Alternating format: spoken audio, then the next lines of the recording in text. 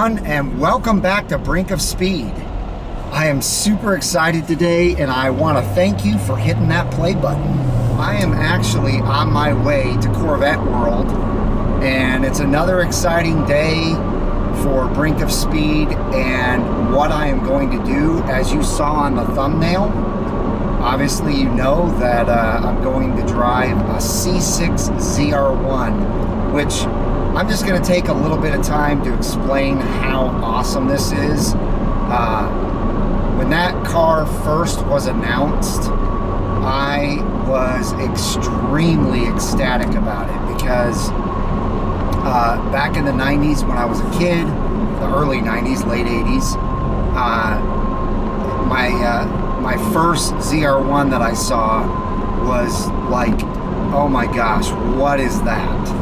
I knew it was a Corvette, but it just, something about it was different. My brothers knew all the specs on it, and it was just awesome to see one.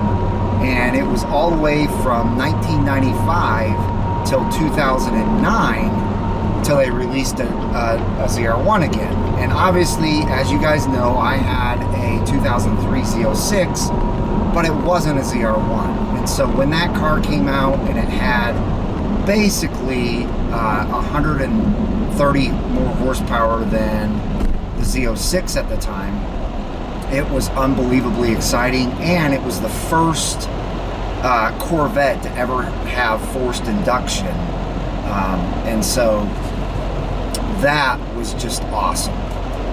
And then I saw one a couple months after they hit the showroom floor. I saw it out on the road, and I got even more excited, and I told myself that I was going to own one of these days. And then the C7 came out, and it looks so much better than the C6 in my opinion, that I obviously went with the C6 Z06. But they've always been tempting. The ZR1 has always been tempting, and I can't wait to do kind of like a comparison between this and that. So stay tuned. I'll be at Corvette World in a flash. Alright guys, as I said, in a flash we would be to Corvette World.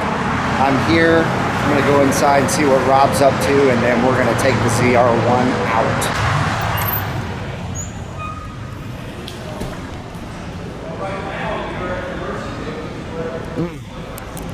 And there it is. And there's Rob.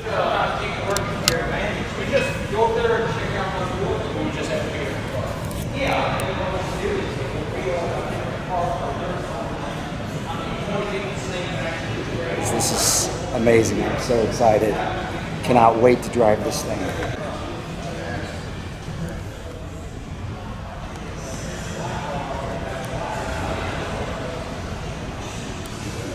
So it's a 2010 with 32,000 miles on it, and they're asking basically 54,000. Love the carbon fiber splitter. It's on the front of this thing. It's got a lot of carbon fiber on it. The carbon fiber side skirts all the way down. Look at that beautiful exposed carbon fiber weave. The whole underside of the head. Freaking awesome. There's the LS9 2.3 liter supercharger, putting out 638 horsepower and 638 horsepower, 604 foot-pounds of torque. This car is a monster, and it is a dream come true to drive it. I can't wait. Behind me, two ZR1s, a Sebring orange and a black. There's the man. Hey, what's going on? How's it going, Robert? Doing great. Good, man. Out of YouTube? Absolutely. And there's one. So freaking awesome. All right, guys, we are back at Corvette World with Corvette World Rob. And we are in a 2010 C6 ZR1 and about to have a blast. So here we go. Once again. So Rob, I'm sure you were just as excited about this car coming out in 2009 as I was. Well, story for me, I was at Fort Dix. I was awaiting a flight. There's the Motor Trend sitting right there with the Blue Devil sitting right on the cover, and they announced what it was. right away, I get on the phone, I call my dad. I'm like, Dad, guess what? They're calling it a ZR1. Because we had a 95 ZR1, the last of the previous ZR1 generation. So that was a huge deal. And when they announced that the horsepower was going to be over 600, we were like, oh my God, this thing's going to be epic. Well, and it's the first ever forced induction vet, right? Yes. Yes, and exactly. First they didn't play around. They put a giant 2.3 liter, what is it, Eaton? Eaton Supercharger. It had a max velocity of 15,000 RPM. Top speed they rated at 205, but we found out later that was governed because the tires were rated at 205. Right. Same exact problem with the 19 ZR1. The car in the low wing configuration can probably hit 220, but they rated it to 215 because the tires are rated at 215, and they won't raise it. GM's scared of the lawsuit. So. Yeah. But yeah. So compare this to the C7 Z06. It's interesting because they're clearly the C7 Z06 is more refined. It's smoother. Even driving right now, I got this in tour mode. Right. You know, it's definitely, this car definitely has a more of an old school broody feel compared to the new Z06. Yep. I can already tell that. The manual trans Z06 I've driven in this, I mean, it's all in preference. I mean, I really like this gearbox in this 6-speed. Yep. It's a little bit, I don't know, it just kind of brings back more of the younger part of me, I guess, because it's kind of an older gearbox. Okay. There's the dual mode. So, yep, there's the dual mode. And the brakes, of course, are those high-pressure ceramics. Carbon ceramic brakes. Second to none. Yep. In stopping. Woo! That was amazing, guys. The word they quoted with these brakes was bulletproof. Because they were the first of their kind used in a Corvette. So. Woo! Love it. So how do you put this in track mode? So the C6 ZR1 is a little different than the C7 with the magnetic ride control and how you switch to different modes. Robert's going to show you exactly how to do it. All right. So to switch to these different modes, you look at your audio display here, you go to your traction control button here, you press it, you traction off, and then you hit it again, there you go, your performance traction modes. Obviously we've got wet, and then you use, see how they unhighlight your tour and sport, and they highlight your plus and minus, performance traction. Then you can select between wet, dry, and notice active handling still on, and then you got sport. Then when you go here to sport 4, or track 4, which is the sport with the active handling off, and then race. So awesome. Essentially a more primitive form of what we take for granted now in most of the C7, Z06s, Z51s, and of course the Grand Sport and ZR1. All right, thank you for demonstrating that. I'm gonna jump in the driver's seat and have some fun. Right. So I'm super excited about this because I haven't driven a manual since I got rid of my C6 Z06. Dun, dun, dun, dun. He's driving. Heck yeah, man. So I'm curious to see the differences between this and my car, obviously. The number one thing that I know is going to be way different is the refinement, the ride, especially now that I don't know if you saw, but I did the magnetic ride upgrade.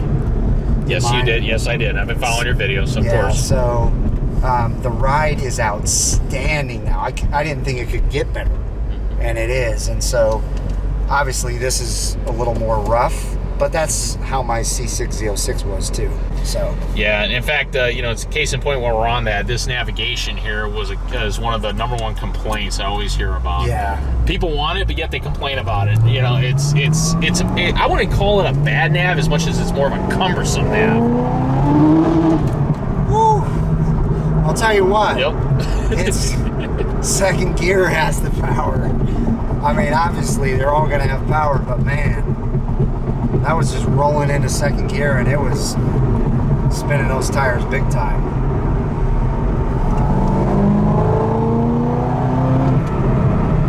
Yeah, that feels great. Oh, that sound. Yeah.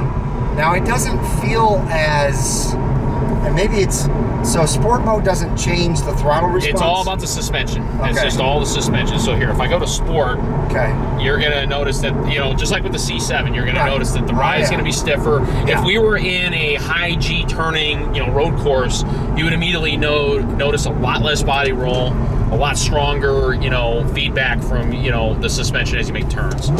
But it doesn't change. Unlike the C7, there's no change in the steering ratio. There's no change in the behavior of the throttle response. It's essentially one size fit all for both of those. Yeah, that's some super aggressive suspension. Let's turn it back to tuner. That feels like my track mode used to feel like in my C7. Right, yeah. Now it's pretty crazy how it feels. Especially going over the I call it the Blues Brothers ride. Yeah, there you go. We can launch off this thing. Well, I had a customer almost do that to me in a Z06. He just decided, I'm sitting here talking, I'm looking right at him, he punches it, throws my head back into the seat, and nearly went airborne. And I look at him, he's like, it's okay, I'm gonna buy it. I'm like, yeah, I hope, because if we'd have bottomed out, you definitely would have bought it. Yeah. So the throttle response in this is not quite there, in my opinion. Yes. It's lacking compared to even my C7 Z06. It's really lacking compared to my C6 Z06. That thing was, I mean, it was obviously built, but the throttle response was just crazy. But yeah, it's definitely a kind of a laggy feeling compared to my C7. And this is the key difference here. You know, there's always been this debate, and the C6Z versus the ZR1 versus the C7 Z06. Sure. The horsepower and torque numbers are close. Yep. You know, obviously the Z06 has more technological advantage, but a smaller blower that turns faster. Right. And the reality is, based on everything I've been able to come across in all the race videos and just my own experience driving these things in test drives, the ZR1 pulls harder at the higher speeds than the Z06. If you're in a race with a Z06 in the 0 to 100 speed range, a high G turning track, the Z06 is very much has the advantage by far. Sure. But if you're doing a roll race, let's just say you're doing a roll race from 70 miles an hour, the Z06 will get the early jump, but this thing catches and it pulls a lot harder at the higher speeds. Yeah, and that makes sense. I mean, and that's been the debate. So even though both this and the C6Z in the stage 1 configuration essentially have the same top speed, right around 205, give or take, this ZR1 from 150 to 200 is faster than the Z06. Right. Oh yeah. But the Z06, if you were doing it from a dig, would get to 150 faster than the ZR1. Sure. So it's just kind of funny. It's also in the gearing too. The Z06 is geared lower. That's why everybody said the Z06 kind of slows down a lot around 185, and then just kind of only gradually goes. Right. Whereas the ZR1, the way it's geared, it pulls a lot quicker through that from 180 to 200 if you watch those quote-unquote Mexico videos. Yeah. So the handling on this too is quite a bit different than I expected it to be. It doesn't feel quite as tight as my C7, but then again, when you turn my C7 to sport mode or track mode, it really tightens the steering up big time, and this doesn't really affect that.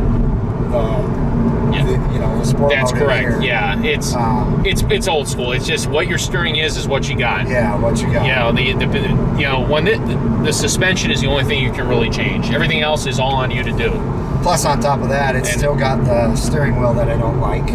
You don't like the 3-pointer? I don't. I like it. I mean, I've maybe never liked this because to me, it looks too simple. It doesn't look like a,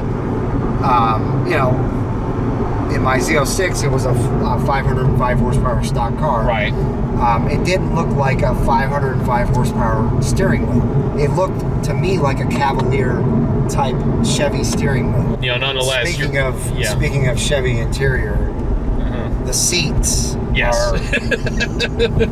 The 2012s are much nicer seats by far. Well, I don't know about that. I mean, I've never sat in a 2012, but I do know that compared to the C7 seats, yes, it's night and day different. It's by far. They're lacking big time in the seat comfort and stability with these seats. So. Right. Yes. They did a mild upgrade on the seats in 2011. They inclined the headrest, made the seat firmer and a little bit more supportive, but that was it. Then in 2012, they did a full redesign of the backrest, and in my opinion, that seat was one of the best seats Corvette's ever had. It definitely, in my opinion, the most comfortable seat for the long drives. But without a doubt, I mean, the C7 seats are vastly superior when it comes to your support, keeping you in place, and of course, heated and ventilated capability instead of this one just being heated. And Mike's having a good old time. And let's test the brakes a little bit. I mean, I'm not going to slam them on, but I would like to see. Slam them on. There you go. Oh, yeah. So that was about 40 miles an hour to 0. And man, that was good. That was really good. Did he get Robert Cycle sound effects? The fun factor in this car is definitely there because I've got a 6-speed manual. You know, you got the awesome brakes. It does break loose in the rear when you're getting on it in second gear. I didn't feel it in third, but that is fun. I mean, obviously my car's got some newer tires on it, so it's harder to break loose in second. But yeah, I mean, it's more of a driver's car, obviously, and I do love that. But I have to say, I do like the C7 Z06 better than this so far. And why wouldn't I? I mean, it's everything this car evolved into the Z06. Yeah. Without a doubt, the Z06 learned from this car. The lessons were learned. Sure. So I guess my conclusion is, you know, if you're looking to buy a Corvette and you want something that's supercharged, but you really can't afford C7 Z06, you want something faster than the C6 Z06, I would look for one of these because it's still an amazing car to drive. You can take this to the track and, you know, basically beat pretty much anything out there if you're a good driver. And the fun factor is there. I mean, you're going to have a blast with this car, just like you would with a C7 Z06. It's just not the refinement of a C7 Z06. Yes. And just a case in point for those looking at C6 ZR1s, in 2012, aside from, you know, I was talking about the seats, 2012 they also introduced the PDE track package. Okay. That also, if you look at the Nürburgring times, Miro ran the first one in 09, the second one in 12. The 12 had a much better time because that was a PDE track package. And was that a 726 time? Is that what he got? I believe so. Yeah, that second time he had 2 times. The first one was this, pretty much this configuration. Sure. And the second time was the PDE track package that introduced the Michelin Sport Cup tires. See, you got the Sport Cup 2s when you bought it, right? Which was the evolution into that one. Yeah, essentially it was like a Z07 package for the ZR1. They called it the PDE, and they only did it in 12 and 13. And it also introduced that year the cup wheels as well, which the cup wheel, exactly. The cup wheels that you now find on the Grand Sport were introduced originally in the 12 ZR1.